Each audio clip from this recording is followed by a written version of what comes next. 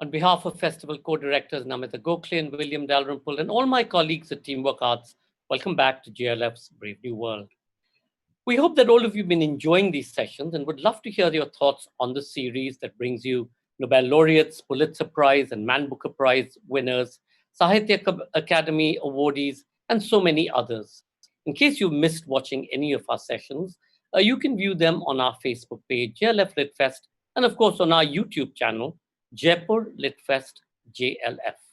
Our official radio partner is Red FM, Bajate Raho. Our session today is Bhay or Bhairav, Negotiating Fear, Devdutt Pattanaik in conversation with Meru Gokhale. Fear of the unknown is the most debilitating of all emotions. Mythologist and mesmeric storyteller Devdutt Pattanaik speaks to publisher Meru Gokhale of the inevitable nature of change and the archetypes of fear that have to be overcome to deal with the realities of life as they're dealt out to us. Devdutt Pattanaik writes on the relevance of mythology in modern times, the author of 50 books and 1,000 columns, several with bestsellers. He's known for his TED Talks, his TV shows, especially Devlok, and his innovative views on culture, leadership, and the Indian approach to management. Meru Gokhale is publisher at Penguin Random House, India. She publishes authors including Arundhati Roy, Amitav Ghosh, Jhumpa Lahiri, Salman Rushdie, Ramachandra Guha, Paulo Coelho, and Mohsin Hamid, among others. Please do comment and ask questions by typing it into the comment section. In case any of you drop off due to bandwidth issues, you can find us on our YouTube channel, Jaipur LitFest JLF. And of course, if we drop off, just hang in there and we'll be right back on Facebook. Ladies and gentlemen, Bhay or Bhairav, Negotiating Fear, Devdutt Pattanaik in conversation with Meru Gokhale. Meru, over to you. Thank you, Sanjoy. Can you guys hear me? Thank you, Sanjoy. Devdutt, I'm really looking forward to our discussion today. So I'm just going to dive right in because I have so many questions. Well, in life, we come across so many different forms of bhay, of fear. The fear of the unknown, as Sanjoy said, the fear of death, the fear of loss of the people we love, our material possessions. And today, when there's a pandemic and an atmosphere of uncertainty, this becomes very, very relevant. Are there any words of wisdom from our rich mythology that can give us some solace? Is it just us humans, or do the gods also experience fear? Do the gods ever get scared? So, in Hindu mythology, fear is a primal emotion. It's the emotion that sparks creation. So, when the first being comes into existence in the Upanishads, the emotion that he experiences is fear. Fear of loneliness, fear of just being there, because he's the first being and there's nobody else around. He's frightened. And it is that fear that makes him seek companionship and therefore create the other. And when the other comes, and there comes other kinds of fear, because the fear of validation, of meaning, of rivalry, of friendship. So fear is the foundational emotion that you find in the Hindu mythology.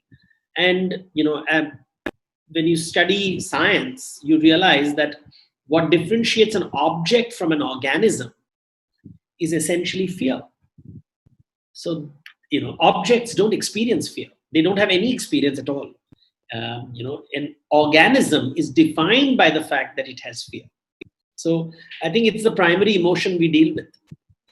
And tell us a little more about situations in which the gods have found themselves in situations of great fear. Because if we as humans, with the limited resources that we have, frankly, for those of us who are not afraid, I sometimes wonder, why aren't you afraid? Because we should be afraid. But for the gods, they have supernatural powers, they have immortality, why are the gods afraid, and what are they afraid of? So let's, there are many, if you just look at the most popular stories, like you look at a Ramayana. Imagine you're going to become a prince a prince is going to become a king and he's going to be crowned in the morning, and he's suddenly told, you have to go to the forest for 14 years. It's not something that you planned, but the whole world changes. And of course, in our serials, we tend to show the, Ram as passive without any emotions. But the fact is, they are telling stories where there is a sudden loss of what you think is going to come to you, which is just a natural thing to come to you. And or you have in the Bhagavata, where Krishna is playing the Rasa Leela with the gopis and everything is fine and wonderful. And suddenly one day a charioteer called Akrur comes and says, you know what, you are wanted in the king's court for a wrestling match where he knows you're going to be killed. So, it's talking about dramatic shifts in your life, suddenly things changing. And I think what they're trying to tell you is that this kind of crisis happens in everyone's life. But the most character who is most frightened is Indra, the king of the gods. You see, if you see the serials, they'll always say Indra ka singhasana dagmagata hai. So his chair is always shaky. So here you have a god who is the king of paradise, who has everything that you can imagine. He has got the wish-fulfilling tree, the wish-fulfilling cow, Kalpataru, Kamadhenu, Chintamani, a wish-fulfilling jewel. So he has everything that you can desire, but he's constantly scared that people will take it away from him. So his fear is completely different. It is the fear of having so much that you're terrified it will all go away and somebody will take it away. And then his throne is always shaking. Sounds like most leaders we know. So it's like you always have a situation where you're either afraid because you don't have enough, or if you have too much, you're afraid that someone might take it away. But coming back to the nature, I want to come back in a second to the nature, the constant nature of change. But before we move on to that, I just want to for very briefly touch upon the topic of our session today, which is Bhay and Bhairav. We've just spoken about Bhay, but now let's talk about Bhairav. Bhairav is known as the fierce manifestation of Lord Shiva, and he's associated with annihilation. So who is he and what is he trying to tell us? And is he particularly busy in 2020? See, Bhairav is the form of Shiv. And you see, when you think of Shiva's form, it was imagined first as a very tranquil being. Although like the new age Shiva is six-pack and constantly going to war with his muscles, Shiva is usually imagined as the Himalayas.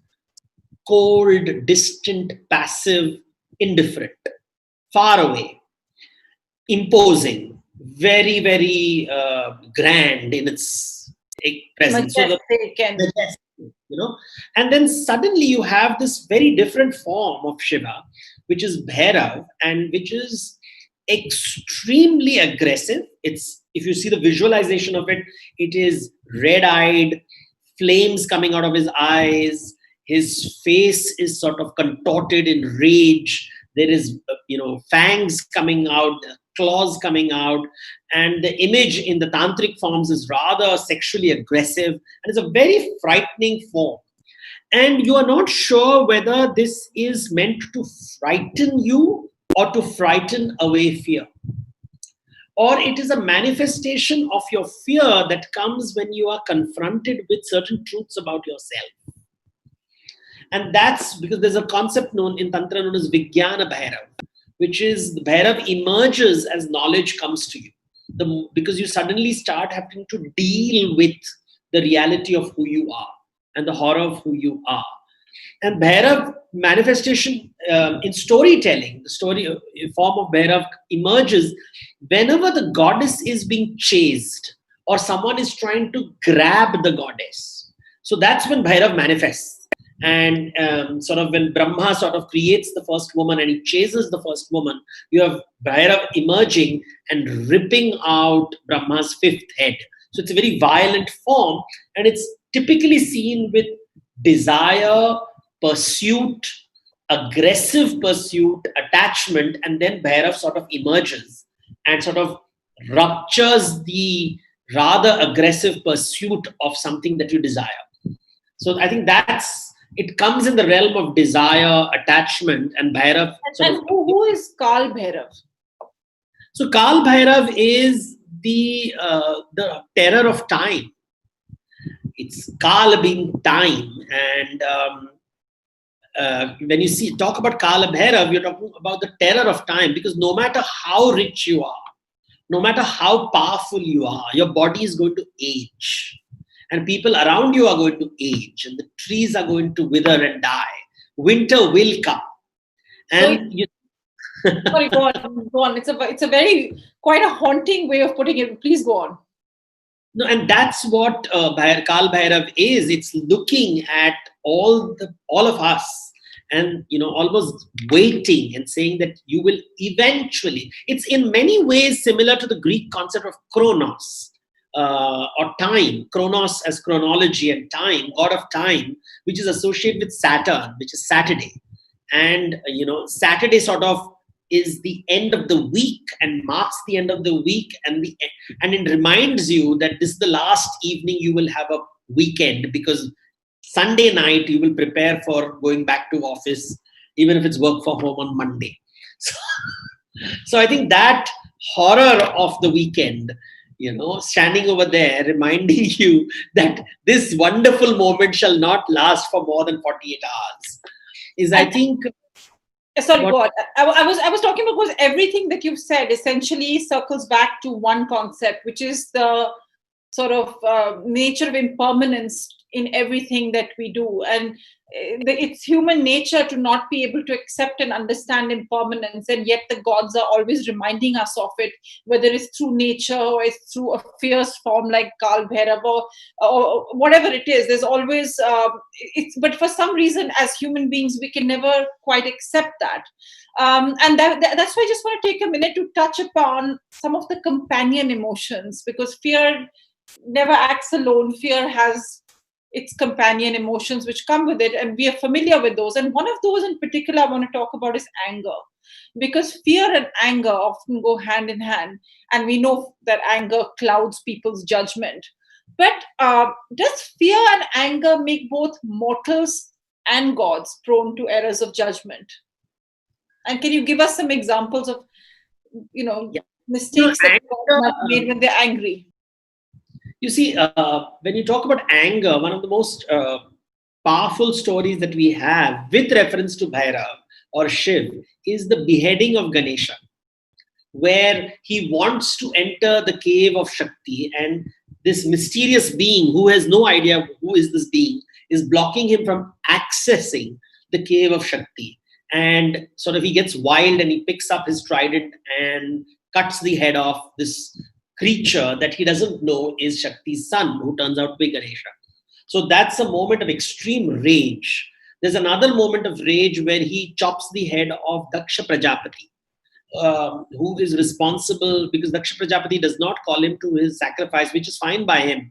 But then when Sati comes, his first wife comes to the sacrifice, he abuses Shiva, and Sati cannot handle it and gets angry and kills herself or immolates herself. And and Daksha Prajapati continues as if nothing has gone wrong, and it's perfectly fine for his daughter to feel denied and deprived.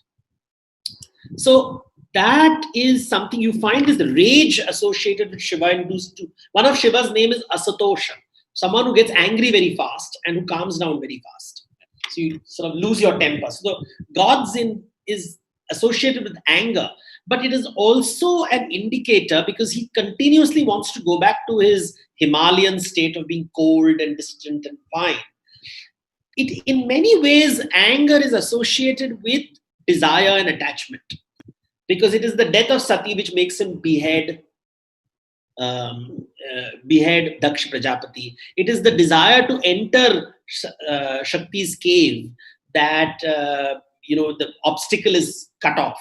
So you see anger coming is when you don't get what you want, or when things don't go your way. And it's that rage is coming from the emotion of desire. So it is located, because in many ways, the scriptures in India one must remember, the Shiva stories were written to counter the Buddhist stories. The Buddhist stories are constantly talking about the world is impermanent, and therefore it's letting go. So it's highly monastic in its nature. But there is a constant tension, even in the long history of Buddhism. There's a lot of tension, because the common man says, we know that everything is changing, but we can't live our life by letting go of everything. So there's this tension which happens in Buddhism and manifests in Hinduism, because in Hinduism you're showing Shiva's marriage as a metaphor for getting attached, for engagement.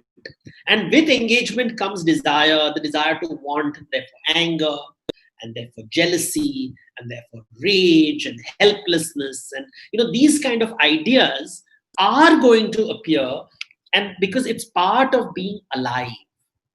So anger comes in, not in necessarily a negative way, but it's part of it is the domestication of Shiva. He's coming into the human world where he wants things, because only an indifferent person is never angry. If you're like completely, you don't care, it doesn't matter, you'll never be angry. Nothing will upset you. You will always be calm and tranquil, because nothing really matters to you. And you could end up making a lot of people very angry if you are that way. And that's what. So, you have Radha's anger. Radha is angry. There's mock anger of lovemaking, that you have not paid attention to me, and therefore Krishna has to play the romantic and try to enchant her and make up. That's what life is about. It is a mixture of anger. Is not in this.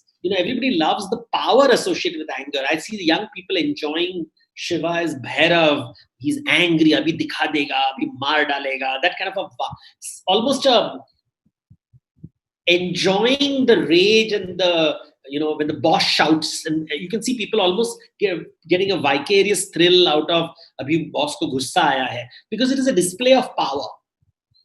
And I think we are very interesting way of putting it. And it's a display of power. And I know that many bosses, I can get away with it. I can shout at you in a public space and you can do nothing about it. So it is dominance which comes with that. It's a form of showing dominance. It's aggressive dominance, and that's why they are very attractive. Such people, because they are power, and powerful people are attractive. And therefore the power that I can publicly abuse you, and there is something grand about it. Because if you have no power, We'll come. I'm going to ask you a question about power in a minute, but I want to first, just for a second, let's talk about the good side of fear, because we've spoken a lot about fear in different ways, but there's also a good side, because is fear at times also a kind of wisdom? We've always heard that we should face our fears, we should be brave, we should encounter problems head on. But there are days, as you said, just like the gods, where you just don't want to. You don't feel strong enough. Do you just give in? Do the gods ever need to take a break? Do the gods ever feel like saying, you know what, I need a break, I want to take some time off? Do they ever sort of need to retreat and recoup? You see, fear is a physiological emotion. So nature created fear to keep us alive. So we are always on our toes. We are aware there's a predator out there waiting to eat us. Nature is designed around consumption and food. And we are food. We are being consumed, and while we are consuming, and therefore fear enables us to protect ourselves from threats to our existence. So for example, we are frightened of malaria, and therefore we'll put mosquito nets to prevent if you're not frightened, nothing frightens us at all, we will not keep a fence around our house. We will not have a door lock. We will not, we wouldn't need property and boundaries, because we are not afraid at all. The whole idea of civilization with property and space and order and rules comes because we are afraid of people violating and destroying the boundaries that exist around us. So you can't escape fear. Where there is life, there is fear.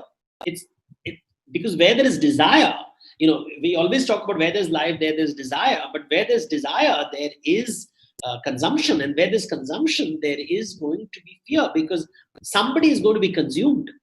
And the one being consumed doesn't want to be consumed. So you have Buddha and all the gods having this famous gesture, which is called Abhay Mudra. Don't be afraid. This is Abhay Mudra, where the palm facing outwards and upwards is called Abhay Mudra. Don't be afraid. Ashirvad, jab we give Ashirvad, we'll always hold the hand up like this. Now, of course, it's a political symbol also. Don't be afraid. So this is Abhaya Mudra. Don't be afraid. But it doesn't mean the absence of fear. It just means there is fear. It's okay to be frightened. Touched upon a really, really interesting distinction, which sometimes people don't make, because we talk about fear and we talk about people who are brave. We talk about the brave as people who experience an absence of fear. And I want to just take a second to talk about courage and what is courage, and and a little bit about that, because courage is not so much the absence of fear. It's having fear and still being able to act, and having the courage to do something even when you're afraid. And can you give us some examples of this in mythology? Because it's been really interesting, because sometimes people say, oh, I'm not brave because I'm afraid, when in fact what we mean is you are very brave because you're still doing something in spite of being afraid. You see, let's take the very famous story from the Ramayana. Two stories, really. There is a woman in the middle of the forest all alone who is told that stay inside the house, don't step out. We are drawing a line. As long as you're inside the house, you're safe. But outside, you are not safe. And a man comes outside the door and says, I'm hungry. Will you feed me? And she says, I'll feed you. But now she has to decide whether she wants to be inside the house and therefore safe, or step out and feed him, which is unsafe. What matters more, her security or the guest's hunger? And what is the advice we'll give her? Will we tell her, you feeding the hungry is important? Because we know the story. We know that the person who's hungry is pretending to be hungry. He's actually... But she doesn't know that. He doesn't know that. And none of us know that. Everybody asking us for help could be a Ravan. And that is what bravery is. Generosity demands being brave. So in a way, generosity is always bravery, because you're always putting yourself at risk. You're always vulnerable when you're generous. And that's what it is. So we have to look at now let's look at another incident. There is a woman who is in the forest, and she finds a man very attractive, and she wants to savor him because he looks delicious. And she goes to him and says, you know what, I want you as my lover. And he says, you know what, madam, I'm sorry, I'm married and I cannot satisfy you. Why don't you go to my brother who is all alone? And she goes to the brother who is not as good, but not bad either. But he also rejects her on grounds, and suddenly she feels she's not getting what she wants. And she wants it. She desires it. Now, when she grabs it, is she being brave or foolish? Because we're told, just grab, take what you want. And she does take what she wants. She wants her desire. She is not thinking in terms of consent. She is not thinking in terms of, somebody said no, and no means no. In Valmiki Ramayana, consent is being discussed from a male and a female point of view. But we never see it that way. We are so gendered in our thinking. But in Valmiki Ramayana, consent is being discussed. Ram and Sita are talking about consent. We always talk about Sita's consent, but there's Ram's consent. And therefore, the desire's dark form coming there and saying, when people say, go get her, just go and get her. I said, no, if somebody doesn't want to give you and you're still taking it from them, you're violating. That's not being brave. That's being foolish and disrespectful. Now, I just, because I know that we have about 5-7 minutes, and then we'll ask the audience to join in. We've got lots of questions coming in. So I'm going to ask you a couple of more questions, and then we'll start taking some audience questions. I want to talk a little bit about the relationship between the gods and their worshippers, which is, it's interesting that fear has an intimate relationship with the divine, because many times gods appear in the mortal world and they reveal their true form, and that form, the true form, inspires awe and terror. And gods are your protectors, but they also instill fear in you. And we hear about things like, somebody is called a God-fearing person. How closely is devotion linked to fear? And is it possible to love and worship God without fear? So, we have to see the origin of the idea of God fearing. It comes really from the Old Testament of the Bible, where God is a jealous God who, if you do not worship him or do not follow his rules, he gets angry and he can send floods and earthquakes and fire and brimstone. So you are terrified of God. You can, it's almost, the idea of being terrified. It's a Mesopotamian concept. In Mesopotamia, you have these religions which emerged over the last 5,000 years, where you are punished for not doing what God tells you to do. So this idea is a very powerful idea in religion. It's not so much you do find it in India, but in bits and pieces, not so much. For example, when you read Mansa Mangala in Bengali, the goddess, if you don't worship the goddess, she causes snake bites. So you have Bon Bibi in Sundarban. Amitav Ghosh has written about this in his novel Gun Island. Yeah. So you sort of locate your fear in a goddess and say, if I don't worship her, and I want to deal with it. So these are also structural methods psychologically. But the idea of God fearing comes that good things happen when God is happy with you, and bad things happen when God is not happy with you. Later, people changed it and said, oh, we don't want a bad God. So we created the devil.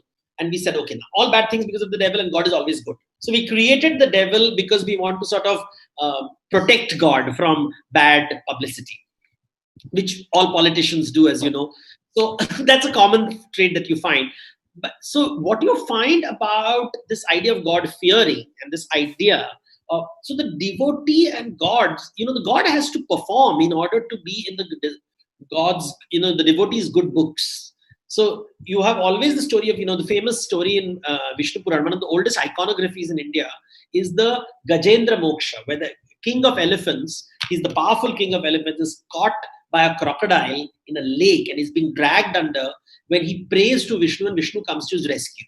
And you pray to Vishnu and your rescue takes place. And that image is a very popular Vaishnava image because it establishes God as the savior, the protector, the one who answers your call. But if God does not answer your call, what do?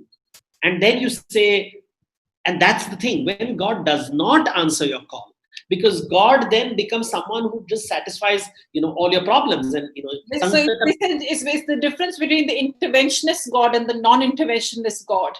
And the non-interventionist God is sort of like the last line of Albert Camus' The Outsider, which is, the benign indifference of the universe. So you have the existentialists who believe that, maybe the universe just doesn't care. And that's what happened with Buddha, right? The Buddha becomes the Bodhisattva because people wanted intervention. Buddha was fine for meditating, but they want people who will give them food, clothing, shelter. And suddenly the Bodhisattva emerges, Kuan Yin emerges. And these people don't want peace of mind after all. Maybe they just want clothing and shelter. All Gurujis behave like yoga teachers initially, and then they become medicine sellers. So that happens all the time. And I want to ask you one question before that. Lots of messages coming in over here. Because a lot of what you've said today relates to something which you've written a lot about in your books. You've often talked about hunger and fear as a theme.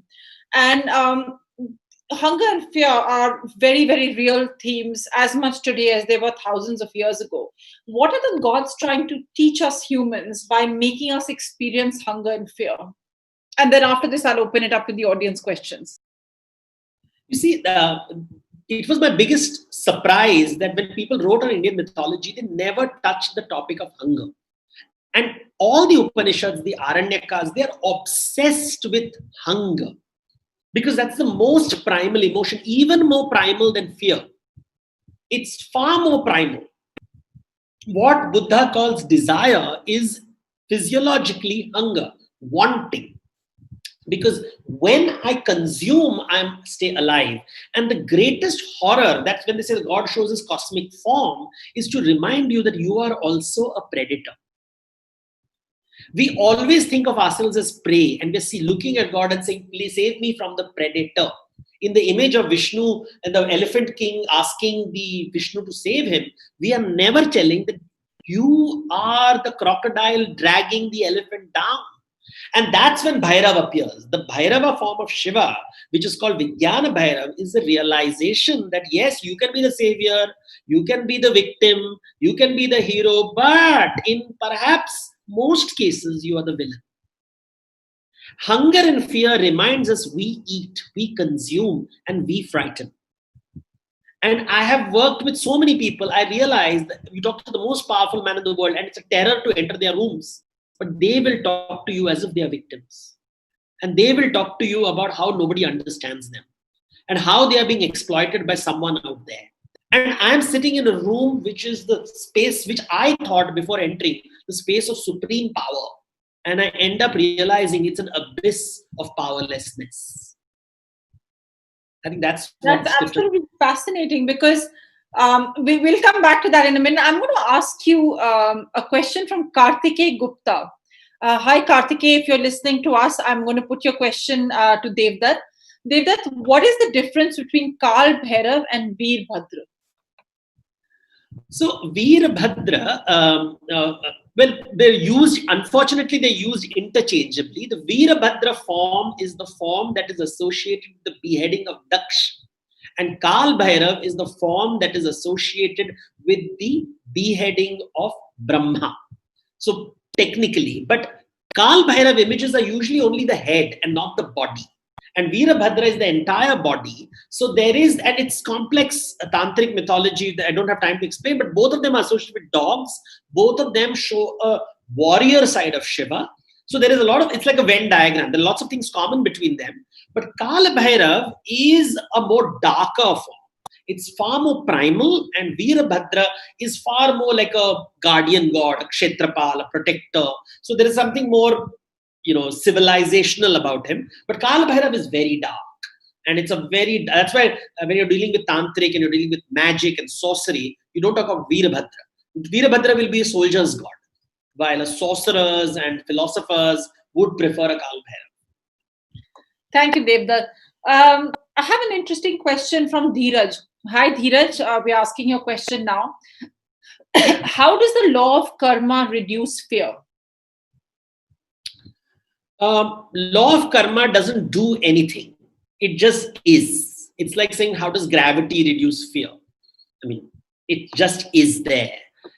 So karma does, it is because it is not a person, it doesn't do anything. It just laws of action and reaction. Our knowledge of karma helps us cope with fear. It doesn't reduce fear. It helps us cope with fear, reduces imagined fear, because we realize what is in our control and what is not in our control.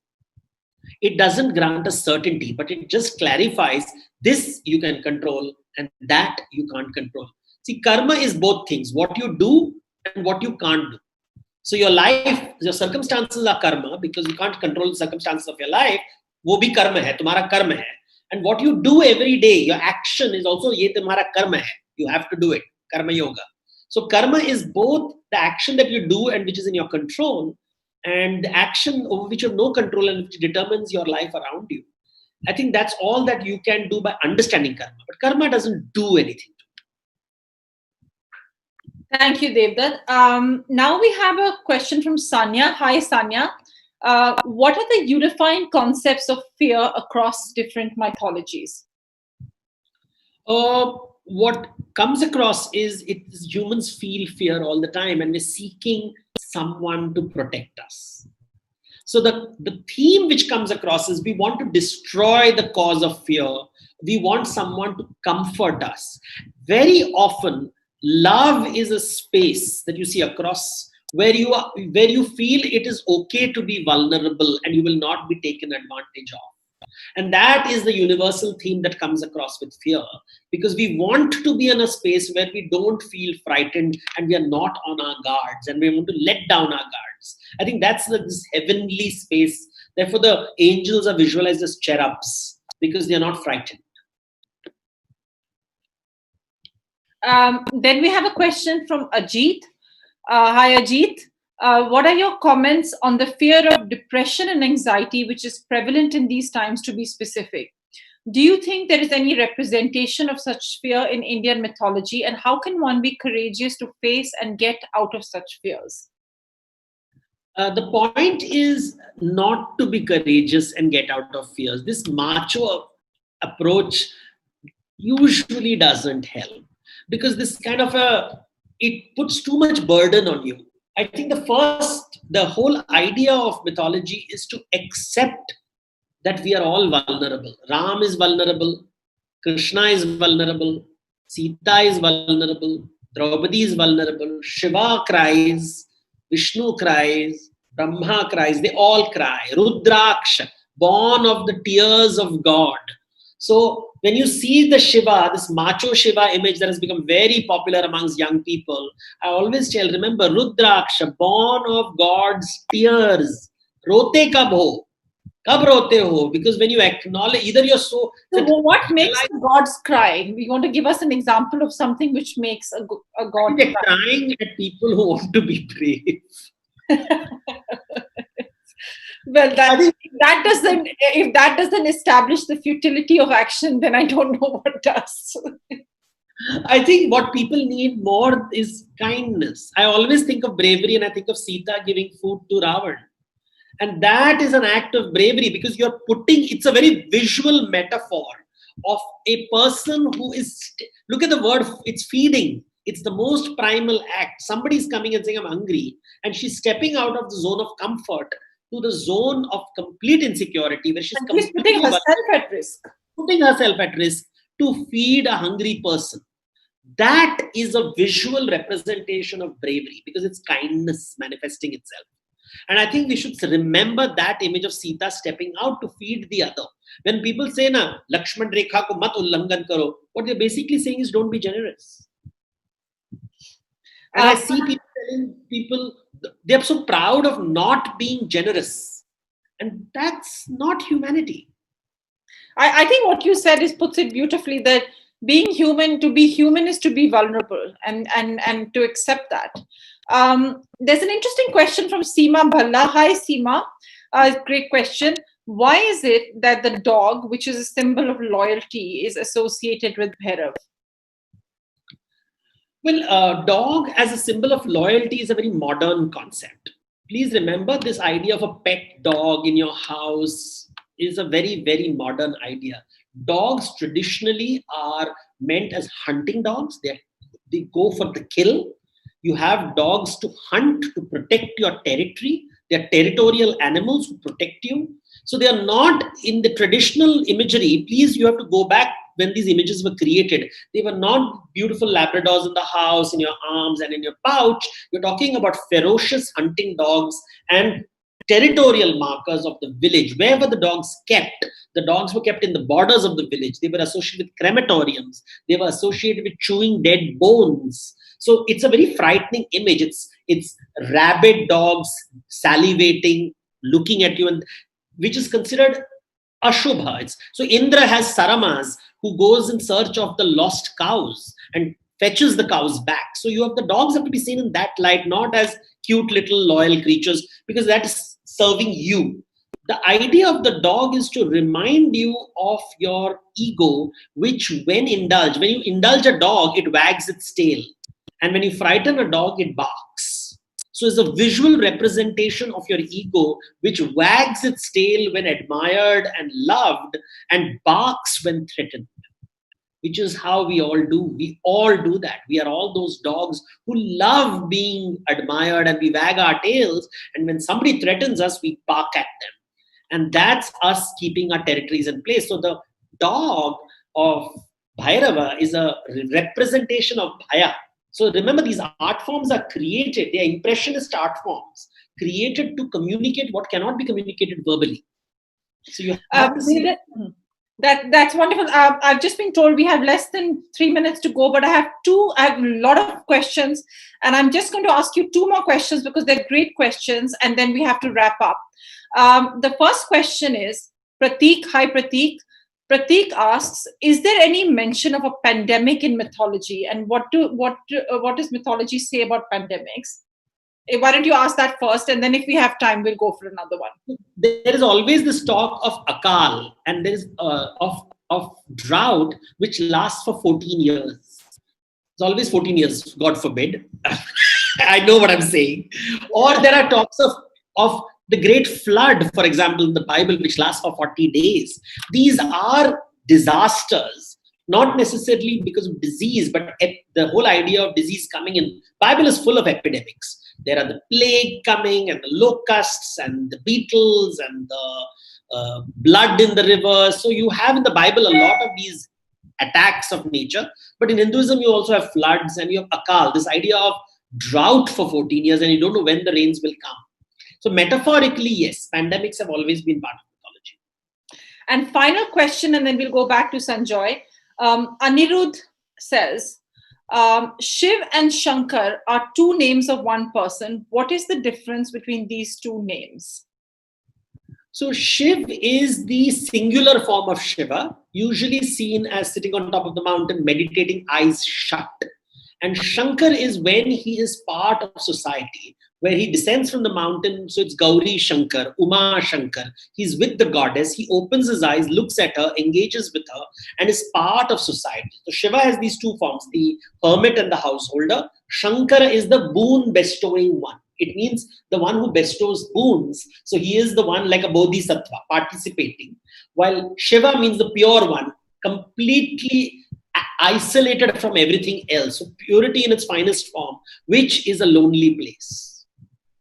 Well, it's lonely at the top of a mountain. Thank you so much, Devdutt, for this fascinating discussion. And thank you to all the audience for these lovely questions. I'm sorry I couldn't get to all of them. Devdutt, do you want to tell us a little bit about these books? So these books will all discuss fear in fun forms. It's always necessary. Literature festival, we sometimes forget literature. So that one is my favorite, Sham. I love that book. It's my personal favorite out of all of these. It's the story of Krishna. And this is, of course, the lady who stepped out to feed the hungry. These wonderful, wonderful books and part of such a huge body of work that you have done, Devdutt. Thank you again for being a part of this conversation. Sanjoy, I'll hand it over to you.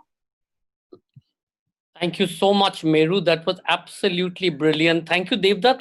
Are those books, are the colors of each of the books sort of matching the chakra or matching the energies of each of the gods you represent? Well, I'm trying to achieve the rainbow. Rainbow. Brilliant. And I don't know whether you were being tongue-in-cheek when you talked about the Lakshman Rekha not being an act of generosity, but it certainly played out like that in the way that you've said it. So thank you so much, both of you. And I'm so sorry that Meru wasn't able to take all your questions. Maybe we can send some of them because they're continuing to stream through. I've been watching both on Facebook and YouTube. We'll send them to Devdutt. And Meru, you've seen the quality of questions. They're absolutely brilliant. Amazing questions, audience. Yeah. So sorry about that. But thank you all for watching, and a big thank you to our official radio partners, Red FM, Bajate Raho. And please remember to log on at 8:30 p.m. for our next session. Are we all in this together? Jairam Ramesh and Marcus Mensch in conversation. At a time when the human species confronts a pandemic, the planet faces the challenges posed by a warming Earth. How do we address the disproportionate impact of climate change on the poor and societies that have benefited least from the carbon economy? Economist, politician, and environmentalist Jairam Ramesh and climate, water, and environmental expert Marcus Mensch discuss governmental and institutional responses to the implications of these linked crises. This is at 8:30 p.m. today. See you then. Thank you, Meru. Thank you, Devdutt Pattanaik. Thank you.